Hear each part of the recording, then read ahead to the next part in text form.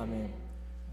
오늘 시간이 변경됐는데 누가 안 나오셨는지 잘 모르겠어요. 시간이 변경돼서 좀 피곤하실 것 같은데 다음에 다시 보충이 되니까 그렇게 하시면 좋을 것 같아요. 오늘은 3월 둘째 주에 주님이 만드시는 인생에 대해서 말씀을 같이 나누겠습니다. 하나님이 인생을 만드시면 얼마나 멋있겠어요? 이 자연 만물 보시니까 기가 막히죠. 꽃이 피어나고 새가 날아다니고 또 시원한 바람이 불고 다 우리 하나님이 만드신 작품입니다. 그 작품 중에 최고의 작품이 걸 작품이라고 이야기하는데 그것이 바로 저와 여러분이죠. 하나님의 형상을 따라서 모양대로 만든 저와 여러분이 하나님의 걸 작품이기 때문에 대단하잖아요. 걸어다니면서 말하면서 뭐든지 우리에게 주어진 것들에 대해서 살아갈 수 있는 그런 부분을 주셨습니다. 자, 이제 주님이 만드시는 인생을 보면서 우리는 지난번까지 우리 인생에 시험이 있다라고 하는 것을 보았어요. 예수님이 시험을 받으신 것은 내가 받을 시험을 주님이 대표적으로 받으신 거죠. 세 가지 시험을 받았어요. 광야에서는 인생에 제일 필요한, 꼭 필요한 인생의 생활의 문제에 대해서, 양식에 대해서 시험을 받았습니다. 광야에서는 꼭 필요한 생활에 대해서, 여러분의 인생에 꼭 필요한 생활, 그것보다 주님의 말씀으로 사는가라고 하는 것이었고, 두 번째는 성전 꼭대기에서 정말 하나님의 말씀을 잘 올바르게 신실하게 신뢰하고 분별할 수 있는가. 하나님 말씀이라고 해가지고 잘못 따라가다가 망한 사람들이 수두룩해요. 하나님의 말씀 오늘도 듣고 있지만 잘 들어야 되는 것이죠. 종교적인 시험입니다.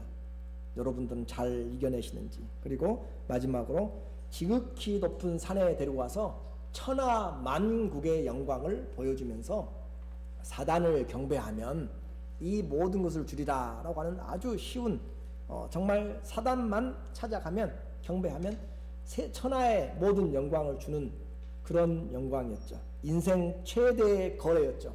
예수님 말고 이 일들을 하게 되면 네가 하고 싶은 거 다 할 수 있다 라는 그런 모습과 같습니다. 그런데 이 모든 것을 우리 주님은 무엇으로 이기셨어요? 말씀으로 이기셨습니다. 기록되었으되 떡으로만 사는 것이 아니고 하나님의 입에서 나오는 말씀으로 산다. 기록되었을 때 내 하나님을 시험하지 말라. 기록되었을 때 하나님만 경배하라. 여러분의 부귀와 명예와 행복보다 그걸 쫓아가는 길보다 하나님을 경배하는 것이 낫다라고 했습니다. 이제 주님이 이 땅에 오신 본격적인 발걸음을 시작하십니다. 그래서 이사까지 하셨어요. 마태복음 4장 13절에 보니까 예수님이 나사렛을 떠나 스불론과 납달리 지경 해변에 있는 가버나움에 가서 사시니 이는 선지자 이사야를 통하여 하신 말씀을 이루려 하심이라. 그래서 예수님이 지금 이사를 가셨습니다. 주님이 이사 간 것은 어떻게 가셨다고요? 배경이 좋아서 가셨다고요? 거기에 장사가 잘 되니까 가셨다고요? 말씀을 따라서 가셨다라고 했습니다.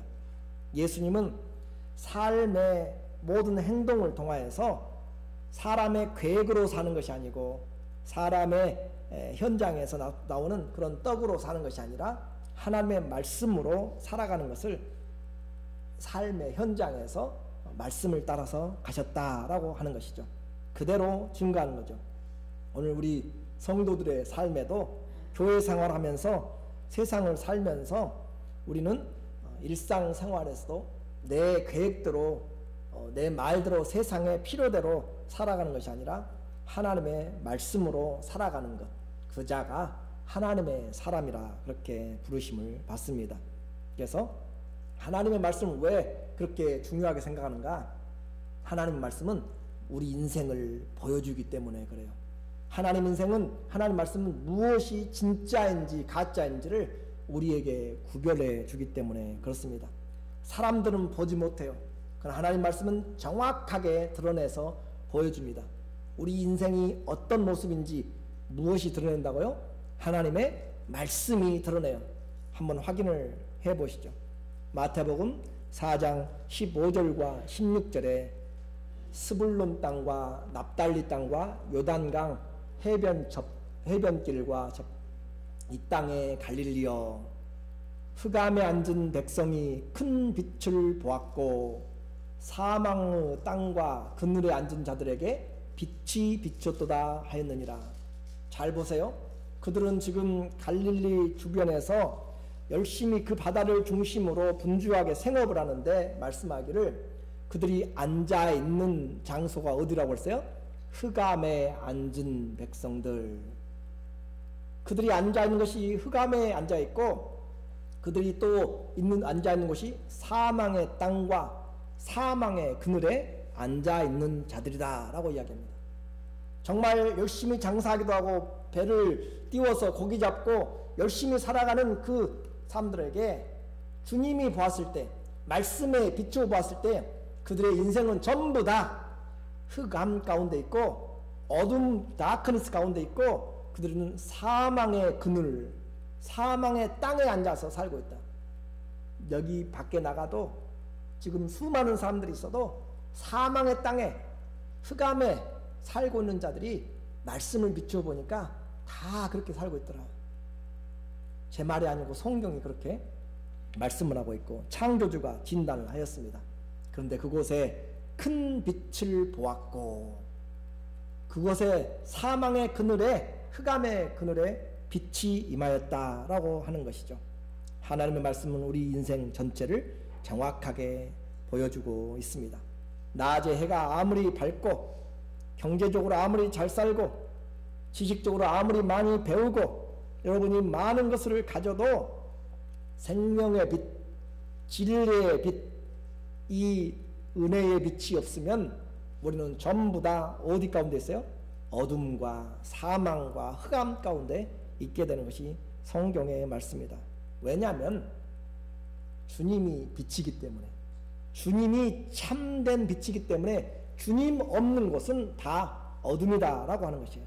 요한복음 1장 4절에 보니까 그 안에, 예수님 안에 in him was life, 그 안에 생명이 있었으니 이 생명은 사람들의 무엇이라? 빛이라. 예수님이 사람들에게 빛이 된단 말이죠. 빛이 어둠에 빛이 돼 깨닫지 못하더라. 이 어둠은 세상 사람들 이야기하죠. 참 빛, 곧 세상에 와서 각 사람에게 비추는 빛이 있었으니 그가 바로 예수 그리스도라. 예수 그리스도가 빛이기 때문에 예수님 없이 살아간 자들은 해가 밝고 돈을 가지고 과학을 발전시키고 무엇을 한다 할지라도 하나님의 눈에 보니까 생명이 없는 자들, 어둠에 있는 자들, 그렇게 이야기를 하고 있습니다. 그래서 우리 모두는 죽은 영혼을 밝히시는 빛, 세상을 회복시키고 창조하는 새 빛이신 예수님을 올바로 만나지 못하면 안 된다라고 하는 것이죠. 성도들은 세상의 권세자들, 세상에 성공한 사람들을 부러워하지 마십시오. 그들은 흑암과 사망의 그늘에서 곧 끝나버릴 죄의 향연, 잔치를 지금 베풀고 있는 것이에요. 마치 사형수에게 마지막 만찬이 준비된 것처럼 그들은 내일 일을 알지 못하고 그렇게 살아가고 있다라고 하는 것이죠. 요한이 잡혔습니다. 오늘 본문 마가복음 1장 14절에 요한이 잡힌 후에 예수께서 갈릴리에 오셔서 하나님의 복음을 전파하여, 그래서 이제 주님이 요한이 잡힌 후에 사역이 시작되었습니다. 갈릴리는 지금도 갈릴리 바다가 있어요. 그러니까 2000년 전에 또 그 전부터 갈릴리 바다는 여전히 있는 곳이죠. 그 사역지에, 그곳에 주님이 사역의 센터를 삼으셨다라고 하는 것이죠. 주님이 그곳에서 하나님의 복음을 전파하기 시작했습니다. 무슨 복음이요? 하나님의 복음입니다. 그래서 하나님 복음을 전파하여 가라사대 하면서 그분의 입에서 나오는 첫 마디, 주님이 외치시는 그 일성은 무엇인가? 1장 15절에 보니까 마가복음 1장 15절에 주님이 말씀하시기를 가라사대 때가 찼고 하나님 나라가 가까웠으니 회개하고 복음을 믿으라. 1장 15절에 그렇게 우리에게 말씀을 하고 있어요. 그래서 이 하나님의 말씀이 우리에게 왔는데 먼저 때가 찼다라고 그렇게 이야기했습니다. 뭐가 찼다고요? 때가 찼어. 때가 찼어. 보름달이 되는 것처럼 때가 찼다. 하나님의 만사에 때가 있다라고 하는 것이죠. 그 때가 있어요. 사람이 태어날 때가 있고 이 땅을 떠날 때가 있는 것처럼 예언이 성취될 때가 있고 메시아가 오실 때가 있다는 말이죠. 이 때가 찼다라고 하는 것은 플레레오라는 말인데 가득 찼다, 꽉 찼다라는 뜻이에요. 그때 하나님이 예정하신 시간이 완전히 이르렀다라고 하는 것이죠. 갈라디아서 4장 4절에 보면 이 때에 대해서 이야기하고 있어요. 때가 참에 하나님이 그 아들을 내사 여자에게 낳게 하시고 율법 아래 낳게 하신 것은 뭐가 찼다고요? 때가 참에. 때가 마가복음에서 때가 찼고 갈라디아에서 때가 찼어요. 어떤 때? 하나님이 준비하신 메시아에 오실 때. 그래서 때가 차서 그 시간이 가득 차서 주님이 오셨다. 그러면 이제 생각을 해봐야 돼요. 때가 찼다라고 하는 것은 기회인데 그 기회가 이제 없어질 때도 있다라고 하는 거죠. 날 때가 있고 떠날 때가 있는 것처럼 우리에게 기회가 있고 기회가 떠나버릴 때가 있다라고 하는 것이에요. 때가 찼습니다. 그리고 또 말씀하시기를 15절에 하나님 나라가 가까웠다. 마가복음 1장 15절에 때가 찼고 무엇이 가까웠다고요? 하나님 나라가 가까웠으니 주님이 가지고 온 것이 바로 하나님 나라입니다. 그리고 그 하나님 나라가 주님이 가지고 왔기 때문에 바로 가까이 왔어요. 여러분 가운데 성령이 임하면 하나님 나라입니다. 또 앞으로 맞이하게 될 천년의 왕국, 영원한 하나님의 나라도 하나님 나라예요. 근데 그 하나님 나라의 중심이 뭔가? 예수 그리스도가 자신이 하나님 나라예요. 예수님 자신이 하나님 나라입니다. 그래서 초막이나 궁궐이나 내 주 예수 모신 곳이 하늘나라다, 천국이라고 이야기해요. 예수님 자신이 천국이고 예수님 뭘 가지고 오셨어요? 천국을 가지고 오셨어요. 하나님 나라를. 천국이나 하나님 나라 똑같은 말. 한문으로 쓰면은 천국이고 한글말로 하면은 하나님 나라고. 그렇죠?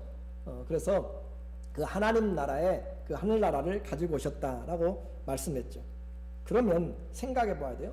하나님 나라를 가지고 왔다. 하나님 나라가 가까웠다면 하나님 나라 말고 또 다른 나라가 있단 말이죠. 지옥이 있다는 것을 생각을 해야 돼요. 하나님 나라가 있다면 하나님 나라가 아닌 곳은 지옥이라는 것을 분명히 생각을 해야 되는 것이죠. 오늘 저와 여러분에게 아주 중요한 주님의 말씀이 우리에게 들려지는 것이죠. 그래서 그들의 손에 닿을 정도로 가까이 주님이 천국을 가지고 왔습니다. 그래서 우리에게 또 말씀하죠. 1장 15절에 회개하고 복음을 믿으라 그렇게 이야기해요. 뭐 하라고 이야기해요? 회개하고. 자, 때가 찼어요. 기회를 잃어버릴 때가 있습니다. 지금이 바로 은혜 받을 만한 때요. 하나님 나라가 가까이 왔어요. 하나님 나라 말고 세상 나라가 있다는 것이고 지옥이 있다는 것이에요. 그리고 하나님 나라가 있으니까 so what? 어떻게 하라고요? repent 하라고. 회개하라고 우리에게 이야기를 하고 있습니다. 회개하라. 마음을 돌이키라 그 말이에요. 여러분 세상을 향하는 마음, 세상의 가치관들을 돌이켜서 창조주를 올바로 보라라고 그렇게 하는 것이죠. 왜 회개하라고 그래요? 모든 사람이 죄를 범하였음에 하나님의 영광에 이르지 못하더라. 모든 사람이 다 죄인이기 때문에 죄인은 하나님 나라에 결코 갈 수가 없습니다. 죄인은 하나님 나라에 들어갈 수가 없어요. 어둠은 빛에 거할 수가 없는 것이죠. 그래서 회개하라 라고 그렇게 이야기합니다. 회개하고 무엇을 믿으라 라고 이야기해요? 복음을 믿으라. 하나님 나라 가까웠으니까 죄인들은 들어가지 못한다. 그런데 들어가는 방법이 있다. 무엇을 믿으면 돼요? 복음을 믿으면 됩니다. 예수님이 사람들의 생명의 빛이라 라고 이야기했죠. 하나님 나라는 그냥 얻어지는 것이 아니라 바로 회개하고 죄를 용서받고 예수 그리스도를 믿어야, 복음을 믿어야 하나님 나라에 갑니다. 그래서 하나님의 복음을 전파했는데 그 하나님의 복음, 그것이 곧 예수 그리스도의 복음이죠.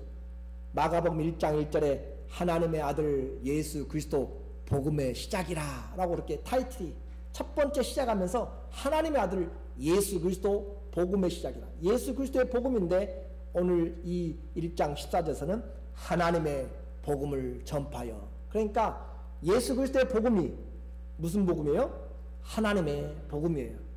자, 다시 예수 그리스도의 복음이 곧 하나님의 복음입니다. 더 쉬운 말로 예수 그리스도가 복된 소식, 유앙겔리온, 기쁨의 소식, 굿뉴스라는 것이죠. 예수 그리스도가 우리 인생의 빛이시고 예수 그리스도가 우리의 삶의 모든 희망이 되는 것을 우리에게 말합니다. 자, 복음을 믿어야 하나님 나라 간다고 그랬어요? 다른 길이 없기 때문에 그래요. 죄송하지만 수많은 종교들이 있고 수많은 지혜가 있다 할지라도 다른 길로는 하나님의 나라를 갈 수가 없어요. 그래서 오직 예수 외에는 아버지께 올 자가 없고 올 길이 없다. 내가 곧 길이다. I am the way 그러잖아요. 주님이 오직 예수만이 그 길이기 때문에 그래서 다른 길이 없어요. 그러므로 우리는 이 하나님 나라에 들어가기 위해서는 죄를 그리스도의 피로 용서함 받고 주님을 믿는 것이죠.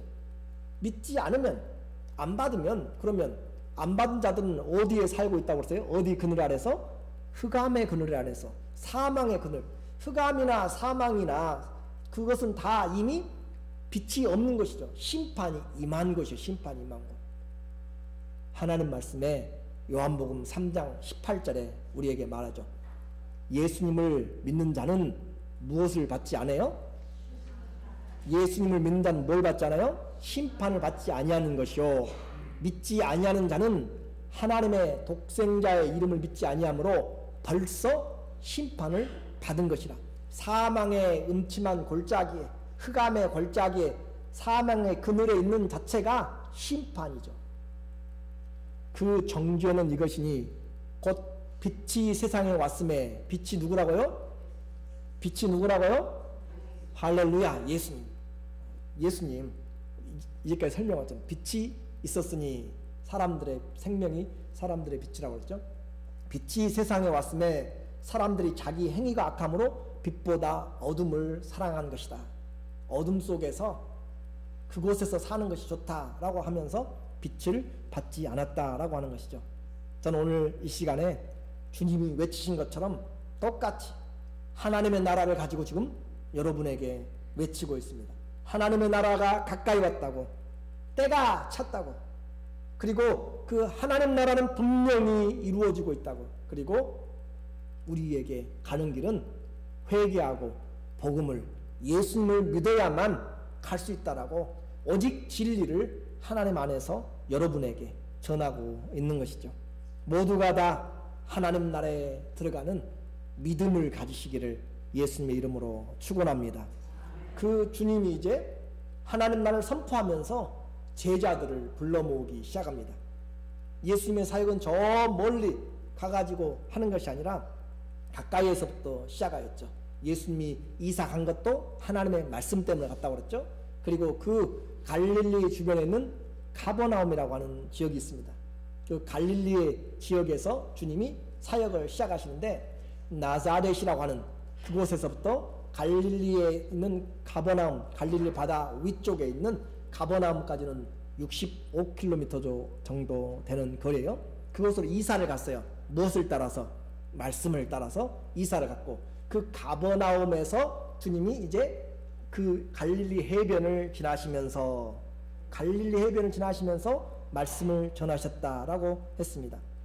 지금도 가면 지저스 트레일이라고 해서 예수님이 걸어갔던 곳들을 이렇게 표시해 가지고 해놓은 곳들이 있어요. 거기를 제가 한번 꼭 가보고 싶습니다. 예수님의 그 발걸음이 가는 곳곳에 그렇게 통로들을 트레일이 갈릴리에서부터 저 나사렛까지 그렇게 이어지는 코스들이 있어요. 2000년 전에도 그 들판의 부분들은 비슷할 것이에요. 수많은 시간과 또 전쟁과 여러 가지 있어도 그 환경은 그렇게 많이는 변치 않았을 것입니다. 주님이 이 갈릴리 가버나움을 중심으로 해서 이곳 저곳에 다니시면서 복음을 전파했죠. 마가복음 1장 16절에 보니까 갈릴리 해변으로 지나가시다가 그 갈릴리 해변이 상당히 갈릴리가 넓습니다. 위에서부터 남쪽까지 북에서부터 아래로까지가 21km, 21km고 또 옆으로 동과 서가 12km, 12km. 그래서 그와 같이 넓은 곳이에요. 그곳을 다니시면서 복음을 전파했다. 생업의 터전인 갈릴리오스를 중심으로 가까운 곳에서부터 그리고 그 가버나움은 베드로가 사는 그런 집이었습니다. 바로 해변 옆에 있죠. 예수님이 이제 첫 번째 제자를 부르시는 장면이 오늘 나와 있습니다. 해변에 지나가시다가 시몬과 베드로죠. 그 형제 안드레가 바다에 금을 던지는 것을 보시니 저희는 어부라. 그래서 그들을 부르시는 장면을 이야기를 하고 있는데 이 내용을 누가복음 5장에 보면은 더 자세하게 디테일하게 우리에게 설명을 해주고 있어요. 그래서 이 누가복음 5장 1절에 보니까 그 해변에서 무리가 오니아에서 예수님의 말씀을 듣기 위해서 사람들이 꾸역꾸역 모여들어서 해변가에서 사람들이 지금 그 예수님의 말씀을 듣고 있어요. 무리가 몰려와서 하나님의 말씀을 들을새 예수는 게네사렛, 이 게네사렛은 갈릴리 호수를 그 지방의 말로 부른 것이죠. 게네사렛 호수에 서서 호숫가에 두 배가 두 척 있는 것을 보시니 어부들은 배에서 나와서 그물을 씻는지라. 그래서 무리들이 이렇게 와서 예수님의 말씀을 듣고 있고 그리고 예수님이 말씀하면서 한쪽을 보니까 베드로와 시몬이 한쪽에서 지금 배를 정리하고 그물을 정리하고 있는 것을 주님이 보신 내용이 지금 나와 있습니다. 이 말은 무슨 말이냐면 주님이 지금 복음을 전하는데 수많은 사람들이 모여 있어요. 그런데 옆에 한쪽에서 복음과는 상관이 없이 예수님과 상관이 없이 자기 일을 열심히 고기 밤새도록 잡았는데 못 잡고 와서 그물을 싣고 있는 베드로와 안드레를 지금 주님이 보셨다라고 하는 거죠. 그래서 그런데 주님이 난데없이 뚜벅뚜벅 걸어가서 베드로에게 말씀하는 것입니다. 시몬, 당신의 배를 좀 빌립시다. 그래서 배를 좀 띄워주세요 해서 배를 타고 주님이 바닷가에 가에 떠서 사람들에게 말씀을 전해요. 인심은 그렇게 야박하지 않은 것 같아요. 그래서 배를 빌려가지고 그 배에 예수님을 앉히고 예수님이 전하고, 그런데 이제까지는 관계가 없었잖아요. 무리들이 모여서 예수님 듣는 거다고 베드로는 자기 배에 그물을 싣고 있는 거다고 관계가 없었는데 예수님이 자기에게 와서 말을 걸고 예수님과의 관계가 형성이 되고 자기 배를 내어주게 되었을 때 예수님이 배에서 말씀을 가르치기 시작합니다. 3절과 4절에 예수께서 한 배에 오르시니 그 배는 시몬의 배라. 육지에서 조금 떼기를 청하시고 앉으사 배에서 무리를 가르치시더니 말씀을 마치시고 시몬에게 이르시되 깊은 데로 가서 그물을 내려 고기를 잡으라. 이제까지 관계가 없었지만 배를 빌려서 예수님이 타시고 그 배 안에 있으니까 뭐 듣기 싫어도 들어야 되겠잖아요. 그 사람들에게 하는 예수님 말씀을 그냥 귀로 듣다 보니까 예수님의 가르침이 끝났어요. 무리를 가르치더니 말씀을 마치시고 시몬에게 이르시되 깊은 데로 가서 그물을 내려 고기를 잡으라. 이제까지 고기를 밤새도록 잡아서 한 마리도 못 잡고 왔어요.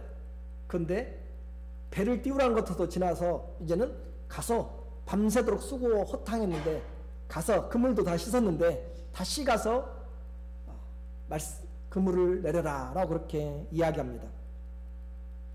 도대체 무슨 말씀 하시는가? 그러나 그는 그 말씀을 들었어요. 그리고 순종합니다. 5장 5절에 보니까 시몬이 대답하여 이르되 선생님 우리들이 밤이 새도록 수고하였을 때 잡은 것이 없지만은 무엇에 의지하여서? 말씀에 의지하여서. 무엇에 의지하여서?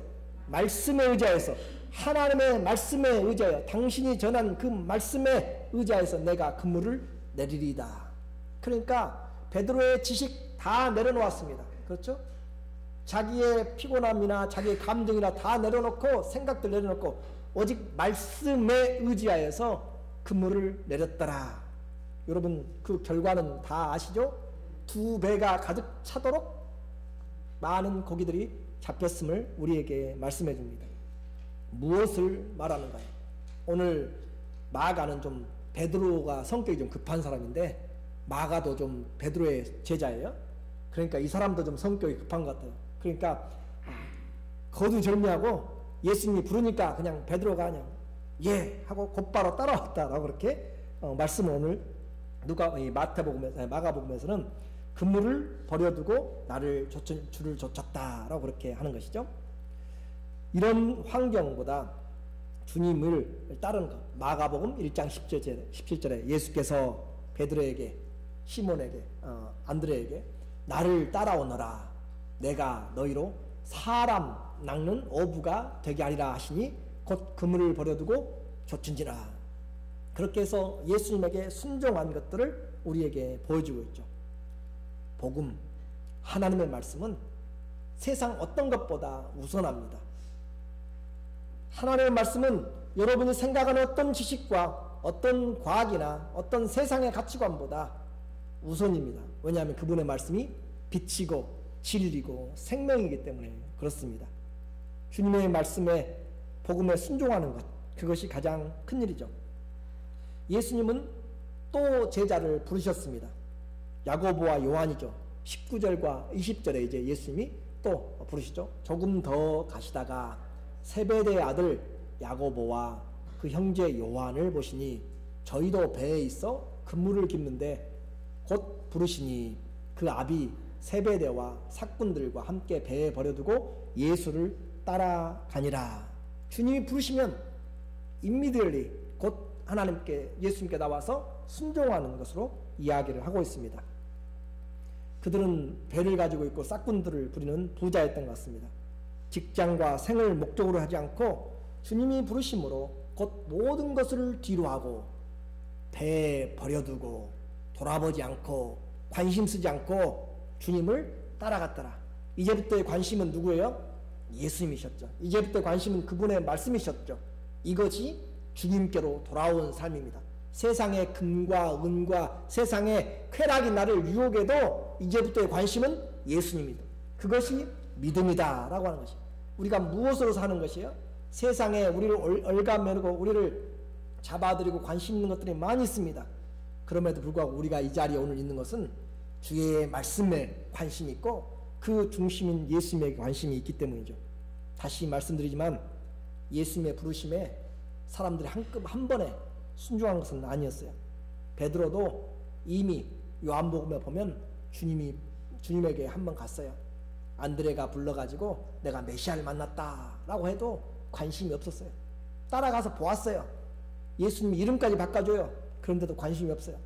그런데 주의 말씀을 같은 배에서 들으니까, 말씀을 들으니까 그 말씀이 그 안에서 깨달아지고 그 말씀이 그 마음을 변화시키고 그 말씀이 그를 생명으로 이끌어낸 것이죠. 이 말씀이 그래서 생명의 말씀, 살아있는 말씀이다 라고 그렇게 이야기합니다. 오늘 자격 없는 자에게 주님이 말씀하시므로 고기를 엄청나게 잡았습니다. 그런데 베드로의 고백이 주여 나는 죄인입니다. 나를 떠나소서 라고 하는 고백을 해요. 고기 많이 잡았는데 갑자기 분위기가 바뀌어가지고 내가 죄인이라고 고백하는 말이 안 맞는 그런 상황을 연출해요. 왜 그래요? 죄인은 어디에 갈 수가 없어요? 하나님 나라에 갈 수가 없고 죄인은 누구를 보지 못해요? 하나님을 볼 수 없어요. 그는 율법을 통해서 그것을 아는 것이죠. 나는 죄인이기 때문에 주님 나를 떠나세요.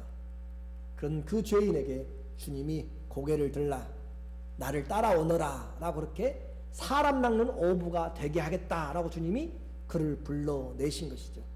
그것이 하나님의 은혜였습니다. 내가 죄인임을 아는 자, 내가 죽어 마땅한 사망의 음침한 골짜기에 그늘에 있는 것을 아는 자들이 오늘 이 자리에 나와서 하나님의 은혜를 아는 것이고 하나님이 불러주신 사랑을 아는 것이고 내가 얼마나 마른 막대기 같고 꺼져가는 등불과 같고 그런 연약한 자, 벌레와 같은 자라고 다윗의 고백에 의하면 그래요. 우리는 벌레보다 못하죠. 지금은 나은 것 같아요. 그러면 조금만 있고 숨만 멎으면 곧 부더기가 우리 온몸을 비집을 것이고 남는 것이 없고 흙으로 돌아가는 존재입니다. 남은 것이 없어요. 그래서 우리는 하나님의 말씀에 죄인인 우리를 불러서 주님이 그들에게 복음을 전하는 생명을 전하는 자들로 만들어 주셨다. 그것이 축복이었고 오늘 그들이 순종하였습니다. 곧 주님을 따르더라. 곧 주님을 따르더라 했는데 그들의 순종은 그 당시 예수님 당시에 요세푸스의 기록에 의하면 역사가 요세푸스의 기록에 의하면 갈릴리 주변에 예수님 당시에 330척의 배들이 고기를 잡고 활동을 했습니다. 그런데 그 중에서 있다가 사라져버릴 어부의 삶이 예수님이 부르심으로 예수님 당시 330척이면 역사 이래로 수십만의 수백만의 사람들이 갈릴리 주변에 살았다 갔어요. 거기서 없어질 사람인데 주의 말씀에 순종함으로 없어지지 아니할 영원한 나라에 생명을 전하는 자가 되었고 그 나라에 기업을 차지하게 된 썩을 것으로 썩지 않을 인생을 만들어버린 순종이 되었다라고 하는 것이죠. 누가 하신 일이에요? 주님이 하신 일입니다. 주님이 생명을 전함에 그 생명을 받아들이니까 썩을 인생이 썩지 않을 인생이 되었다. 결론적으로 말씀을 드립니다. 오늘 우리 주님은 말씀을 통해서 우리를 저와 여러분을 영광스러운 제자로 부르고 있습니다. 가서 제자를 삼으라. 마태복음 28장 18절에 보니까 예수께서 나와 일러 가라사대 하늘과 땅의 모든 권세를 내게 주셨으니 하늘 위에와 땅과 땅 아래 바다와 모든 권세를 주님이 가지시고 그 권세 가지시고 주님이 명하십니다. 너희는 가서 모든 족속으로 제자를 삼아 아버지와 아들과 성령의 이름으로 세례를 베풀고 내가 너희에게 가르쳐 분부한 모든 것을 가르쳐 지키게 하라. 내가 세상 끝날까지 너희와 항상 함께 있으리라. 이 땅에 대통령이 명령만 해도 우리는 감격할 것이고 그 일에 충성할 것입니다. 하늘과 땅의 모든 권세를 가진 자격 있는 분이 부활의 주님이 우리에게 위임하셨습니다. 우리를 불러내셨습니다. 너는 가서 모든 사람들을 제자로 삼으라. 이것은 떡으로만 사는 것이 아니라 하나님의 말씀으로 살게 하라는 것이죠. 주님이 그 순종한 자들에게 언제까지 합니까? 함께요. 세상 끝날까지 함께합니다. 주님이 책임지는 인생이죠. 주님이 책임지는 인생. 내가 너희를 어부가 되게 하리라. 누가요? 내가 누구를? 나를 주님의 제자로 사람 먹는 어부가 되게 하리라. 주님이 만들어 가시겠다고 주님이 하시겠다고 여러분을 불러내십니다. 그분은 능력이 없는 분이 아니라 하늘과 땅의 모든 권세를 가지신 분이 부르시고 명령하십니다. 나를 따르라. 가서 전하라. 사람 낚는 어부가 되라. 이미 계산은 끝났습니다. 이 주님 믿을 수 있는 것인지, 이 주님 따를 때 먹고 살 수 있는 것인지, 이 주님 따를 때 손해 넣는 것인지, 이 주님 따를 때 얻는 것이 무엇인지 우리는 이미 계산이 끝났습니다. 왜냐하면 그분이 창조주고 사람이 떡으로만 사는 것이 아니고 하나님의 입에서 나오는 것으로 사는 것이고 세상의 능력이나 그것보다도 세상의 부귀와 영광보다도 주님이 가장 중요하다는 것을 우리는 알기 때문에 이제는 그분을 따를 수가 있습니다. 우리는 이 자리에서 앉아서 그물만 깁고 있을 수 없습니다. 한 번뿐인 인생입니다. 취미생활 하다가 주님 앞에 설 수가 없습니다. 밥을 먹고 고기잡이와 그물만 씻다가 주님이 오시는 그날을 맞이해서는 안 되는 것이죠. 나이가 들었기 때문에 시간이 없기 때문에 더욱 주님의 말씀을 듣고 제자가 되어야 되고 복음을 전해야 됩니다. 주님의 제자됨은 바로 죄인을 향하신 하나님의 최대한의 사랑과 은혜입니다. 하나님의 사자가 되게 하신 것이죠. 영원한 하나님 나라가 왔습니다. 때가 찼습니다. 그 나라를 받지 않은 자들은 사망에 영원히 멸망의 길에 있게 됩니다. 주 예수를 믿고 주 예수를 전하는 사람 낚는 하나님의 자녀들 다 되시기를 예수 그리스도 이름으로 축원합니다. 아멘. 기도하시겠습니다. 하나님 아버지, 우리를 불러서 사람 낚는 자들로 세워주심을 감사드립니다. 주님, 우리 일평생 예수님을 따르는 자들 다 되게 하여 주시옵소서. 정말 주님이 만드신 인생 한번 살아볼 수 있도록 도와주시옵소서. 예수님의 이름으로 기도드립니다. 아멘. 시간 다 같이 하나님의 은혜 같이 부르시면서 준비하신 예물 주님 앞에 드리겠습니다.